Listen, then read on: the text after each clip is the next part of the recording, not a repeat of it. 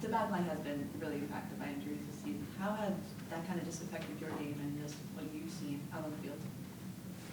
Yeah, I think it's more so just kind of getting in a flow with guys. And, I feel like we've kind of been going through the ringer a little bit, just, replacing guys left and right. But, yeah, it hasn't been easy, but I think it's something that, there's always room for improvement. And I think that's something, we try and strive for each and every day on the field. And, yeah, it's not what you always want, but that's kind of what we've been dealt with this year.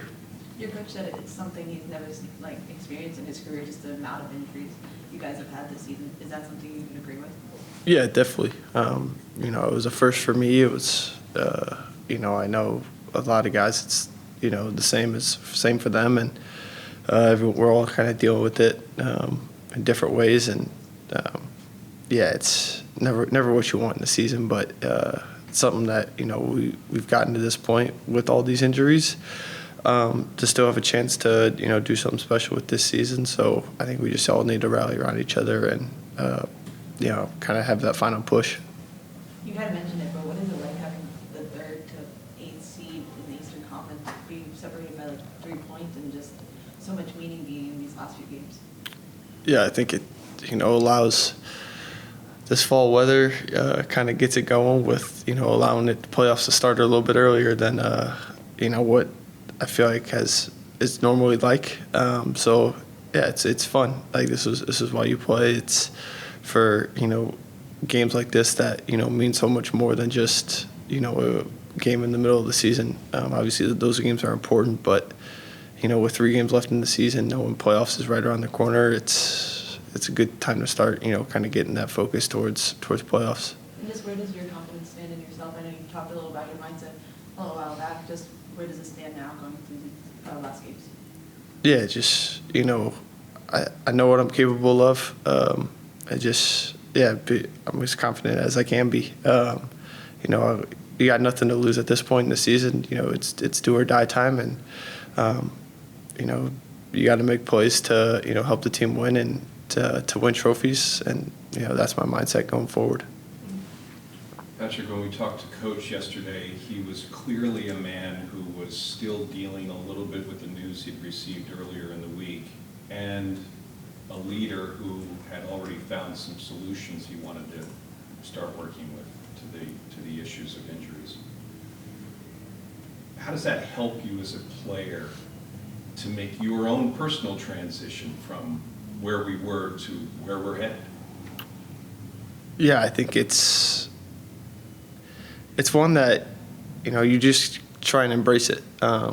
It's not focus on yourself, but embrace the challenge and kind of take pride in what's to come. And yeah, it might not be the lineup that everyone dreams of having, or the one that on paper says the best, but every one of us have full confidence in everyone in that locker room, and it's a challenge that we need to rally around each other and embrace what's to come. And people are probably going to count us out because of it, but we know we got each other and we'll be good. And isn't that an advantage? Because some of the most dangerous teams to play in this league are teams that really have nothing to lose.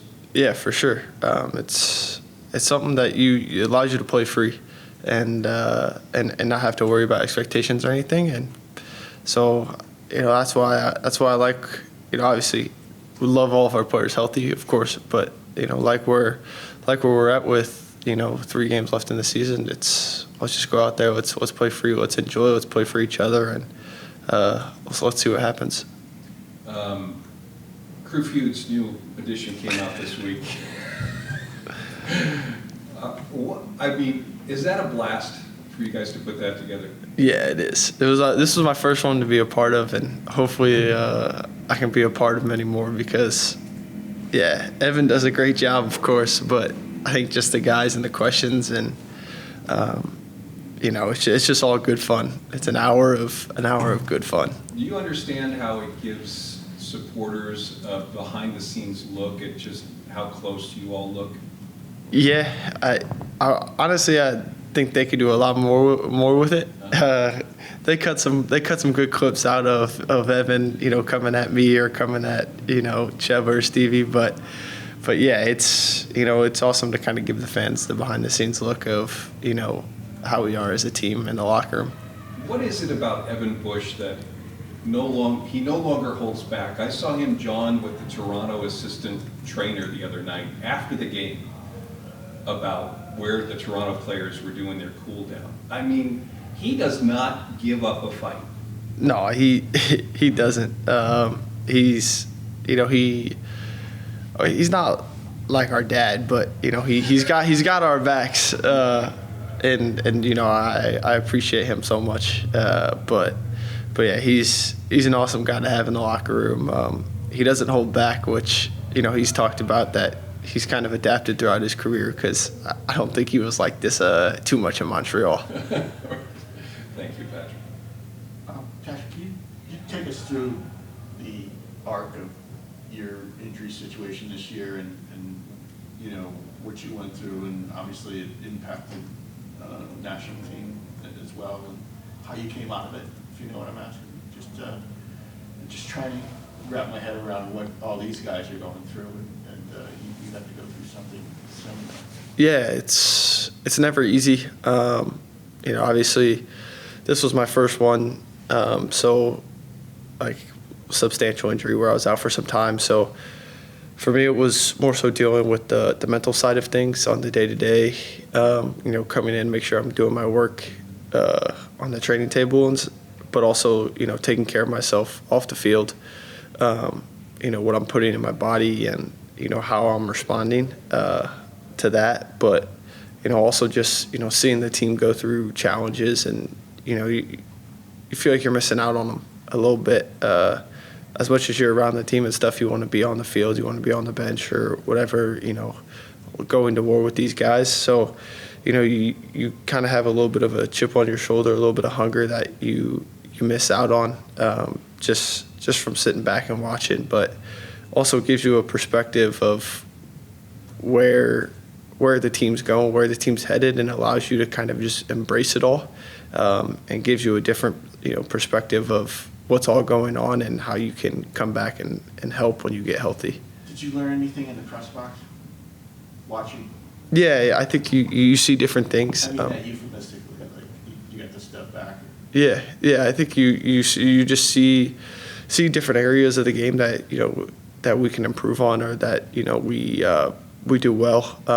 Areas of the field that you think you can exploit teams, and finding when you're around the tactics and stuff, and so you kind of see what Wilfred's talking about in the week build up, and then you can kind of see it from a good viewpoint up high.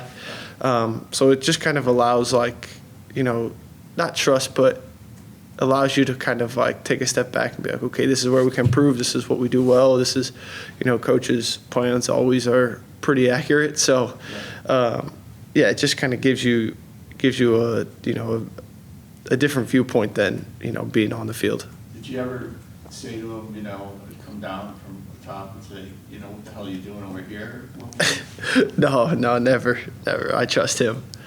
In training this week, I'm curious if, and I don't know if you want to share, but who are the players that you're that are sort of moving up in the lineup into a bigger role, and to your view, it's like, okay, well, we can do this.